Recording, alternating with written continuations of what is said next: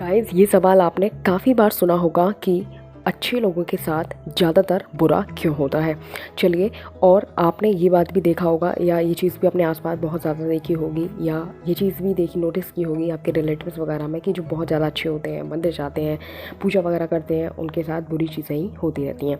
लेकिन आज हम श्रीमद् भगवद गीता के माध्यम से समझने की कोशिश करेंगे कि ऐसा क्यों है। नमस्कार everyone, welcome to my channel. तो आज आप टॉपिक तो समझ ही गए होंगे कि आज वीडियो से हम क्या सीखने वाले हैं। चलिए बिना देरी करे स्टार्ट करते हैं।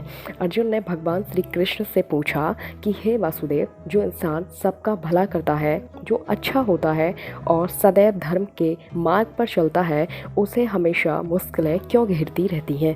इस सवाल को सुनकर भगवान श्री कृष्ण ने जवाब दिया और एक कहानी भी सुनाई। उसी में ही अर्जुन का जवाब था कि क्यों अच्छे इंसान के साथ बुरा होता है। चलिए कहानी स्टार्ट करते हैं। एक नगर में दो पुरुष रहते थे। पहला व्यापारी जो कि बहुत अच्छा था, धर्म और नीति के पालन करता था और साथ ही भगवान की भक्ति, मंदिर जाना और सभी गलत कर्मों से दूर रहता था। दूसरा व्यक्ति जो था बहुत दुष्ट प्रवृत्ति का था, हमेशा गलत काम, चोरी चकारी, नशा, मंदिर से चप्पलें, पैसा, ऐसी चीज़ें करता रहता था, ये सब चुराना। एक बार हुआ ये कि वो जो दुष्ट व्यक्ति था वो मंदिर से पैसा और चप्पलें चुराकर भागा।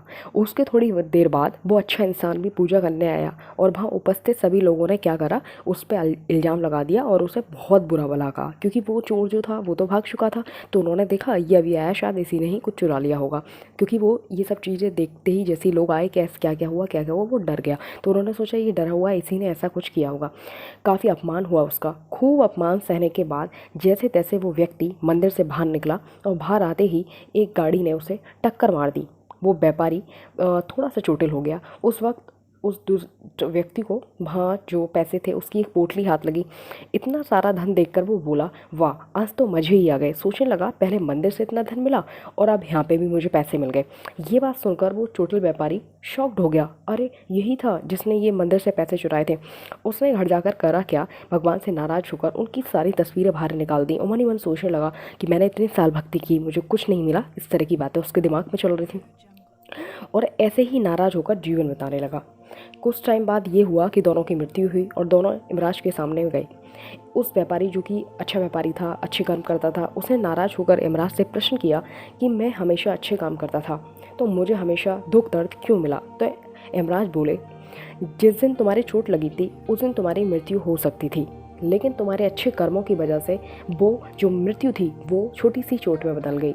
और दुष्ट व्यक्ति का जीवन एक राजयोग की मिलने की संभावना थी। एक जो राज प्रवृत्ति होती है ना, जीवन में बहुत सब कुछ धन संपदा मिलना, ये सब वो सब मिलने की उसको संभावना थी, लेकिन उसके बुरे कर्मों के चलते उसे छोटी सी धन की पोटली हाथ लगी।